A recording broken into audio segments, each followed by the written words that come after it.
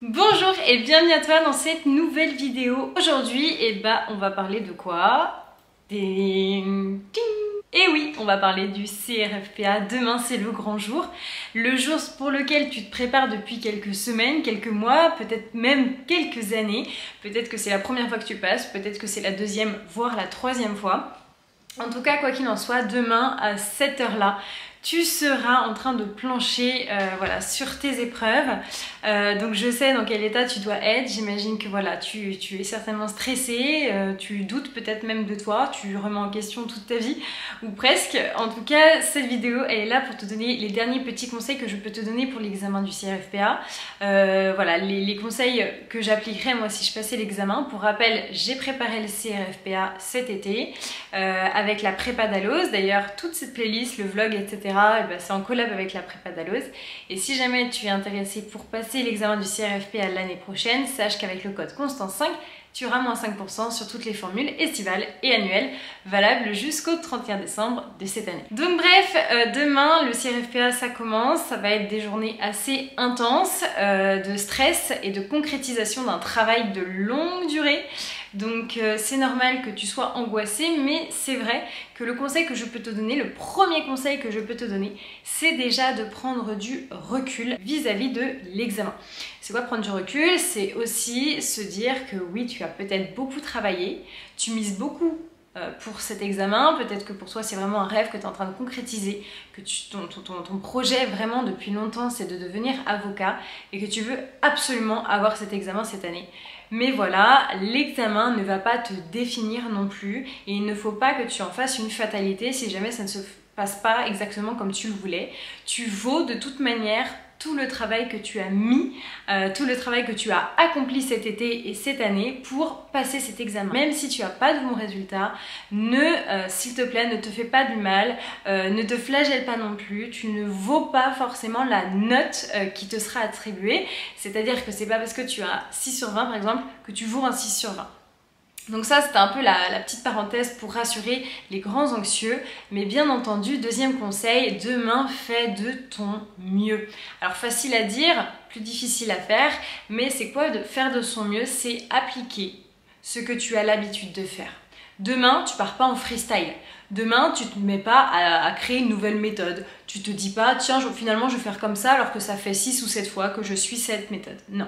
Demain, tu suis comme si tu faisais un galop d'essai blanc avec ta prépa. Il va falloir vraiment que tu sois consciencieux. Il y a beaucoup d'étudiants, et moi je peux en faire partie d'ailleurs, qui le jour de l'examen, vraiment créent.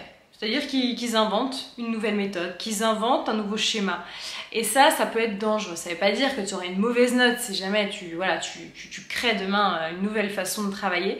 Mais c'est vrai que c'est important que tu restes dans ton cadre parce que ça va te rassurer, tu vas pouvoir mieux gérer ton temps et tu auras une meilleure auto-évaluation de ton travail vis-à-vis de cette méthodologie que tu appliques depuis déjà quelques semaines. Donc demain, tu continues à appliquer ce que tu sais. Troisième conseil, tu risques, et c'est probable, généralement ça arrive quand même, c'est-à-dire que tu peux arriver à avoir un gros trou noir. C'est-à-dire te dire, en fait je sais rien, en fait je sais plus, en fait j'ai rien appris, en fait je suis nulle. Ça c'est un sentiment qui est assez complexe à expliquer mais qui arrive vraiment très fréquemment. C'est un trou noir, c'est un surplus d'émotions, d'angoisse, d'excitation aussi et de concrétisation qui se mélangent et qui du coup t'empêchent en fait de bien raisonner.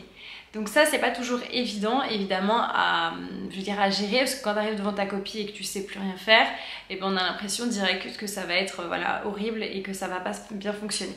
Donc demain, mon conseil serait quand tu arrives devant ta copie, tu prends 1 minute, 2 si tu en as vraiment besoin, pour ne rien faire et te recentrer sur l'examen. C'est-à-dire tu as ta copie, tu as ton sujet, tu fermes les yeux, tu respires et tu fais des exercices de respiration. Tu peux méditer si tu médites, tu peux prier si tu pries, tu peux aussi faire le vide dans ton esprit. Mais vraiment, l'objectif de ce moment-là, c'est vraiment te centrer sur l'examen. Et pas sur les connaissances, l'examen, d'accord? Ensuite, le conseil que je peux te donner, c'est évidemment demain, devant ta copie, de prendre le temps de bien lire, d'accord? Il y a beaucoup d'étudiants, et moi encore une fois, je peux en faire partie, qui se jettent sur leur copie et en fait ça part en freestyle, c'est-à-dire que on est tellement stressé, on a tellement envie qu'il y ait tel thème, ou on a trop envie de voir s'il y a tel autre thème, que nos yeux nous font en fait voir des choses qu'on aimerait voir, mais c'est pas vraiment ce qui est écrit. Donc là-dessus, il faut être quand même assez vigilant. Je conseillerais vraiment de lire le sujet 2 fois. Une première fois avec l'émotion qui y va, et la deuxième fois plus sereinement, pour pas partir en hors sujet. Ça serait vraiment dommage. Une deuxième lecture, ça va te prendre peut-être 2-3 minutes, mais c'est pas grave, ça peut vraiment t'aider et t'empêcher de faire une grosse bêtise. Donc vraiment ça c'est assez important que tu l'aies en tête. Ça veut pas dire que tous les conseils que je te donne c'est les conseils qu'il faut absolument appliquer. En tout cas c'est des petits tips que si tu n'y avais pas pensé, tu peux te dire ah oui tiens oui c'est vrai ça j'avais pas envisagé, effectivement je vais y penser demain. Ensuite les petites choses qu'il va falloir que tu mettes dans ton sac à dos demain quand tu vas partir au CRFPA, tu pourras mettre cette vidéo à ce moment-là précis demain matin pour tout checker si tu veux. Comme ça, tu pourras vérifier ton sac et être certain que tout est bien. Dans un premier temps, il va te falloir une convocation s'il y a une convocation à avoir. D'accord ? Ensuite, ta pièce d'identité.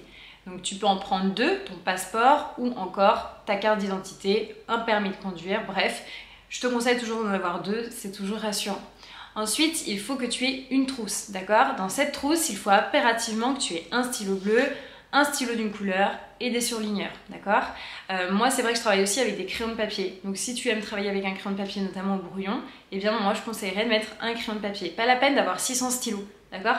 Prends un stylo bleu, un stylo noir, un stylo vert et voilà, tes surligneurs. Et ensuite, évidemment, un blanc, un Tipex, voilà, quelque chose pour effacer.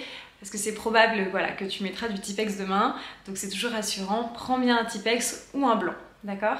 Ensuite, tu vérifies bien sûr d'avoir tous tes codes, d'accord? Code civil, code du travail, code de la protection sociale, enfin bref, voilà, les codes dont tu auras besoin demain, ne les oublie pas, mais les vraiment de façon visible. Ça serait vraiment hyper dommage que tu oublies tes codes, ça serait vraiment une grosse erreur et ça serait très dommage. Ensuite, prévois aussi quelque chose à boire, d'accord? De l'eau, alors évidemment l'eau c'est très bien, mais c'est vrai que si tu as besoin d'être un petit peu stimulé, je peux te conseiller de prendre de l'eau avec du citron, parce qu'en fait c'est tellement vitaminé que 2-3 gorgées ça va te réveiller direct si jamais à un moment tu te sens fatigué, stressé ou que ça va pas. Ça va vraiment te faire une coupure et voilà, ça va stimuler beaucoup ton cerveau. En termes de nourriture, tu peux évidemment prendre quelque chose à manger. Moi, je conseillerais de prendre un petit sachet de bonbons, par exemple. C'est du sucre pur et dur et c'est très bien, notamment pour le cerveau. Et un autre truc qui est pas mal aussi, c'est le chocolat noir. Alors, c'est un petit peu plus compliqué de débarquer avec une tablette de chocolat, mais le chocolat noir, hein, pas le chocolat Milka. Le chocolat noir, c'est très bon pour le cerveau. Voilà, donc je peux te conseiller de prendre ça et fais attention de ne pas prendre des trucs qui font, qui font des taches, donc le chocolat notamment, faut faire gaffe. Un fruit par exemple, si tu manges une pomme, tu risques d'avoir les mains qui collent, donc c'est pas top pour la copie. Voilà, regarde un petit peu ce que tu prends à manger, mais prends pas quelque chose qui est trop gras, genre un cookie qui pourrait laisser une tache de gras sur ta copie, ça serait vraiment dommage. Donc voilà ce qu'il faut absolument que tu aies dans ton sac. Si jamais tu as besoin, je sais pas moi, d'une calculatrice pour calculer telle ou telle chose, n'oublie pas de prendre une petite calculatrice, ça peut toujours être utile. Et pour la note de synthèse, là ce que je conseillerais notamment c'est de prendre plusieurs soit stylos, soit surligneurs de couleurs pour vraiment t'aider à visualiser les différents thèmes, etc., les documents, pas tous mélanger. Mais bon, ça après, c'est toi qui vois en fonction de ta méthode, évidemment. Donc voilà, tu dois avoir tout ça dans ton petit sac, prêt, et je te conseille de faire ton sac la veille, pas le jour J, parce que la veille, ça te permet de mettre tout dans ton sac, et si tu as oublié quelque chose, généralement la nuit, ton cerveau, moi ça m'arrive très régulièrement, si jamais je fais mon sac la veille, la nuit j'oubliais, je sais pas, de mettre mon surligneur ou je sais pas quoi, et je vais y penser le lendemain matin quand je vais me lever, donc voilà, ça peut être assez utile.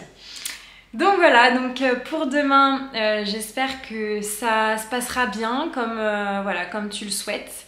Encore une fois, il ne faut pas en faire une fatalité, ça reste un examen, ça ne te définit pas non plus.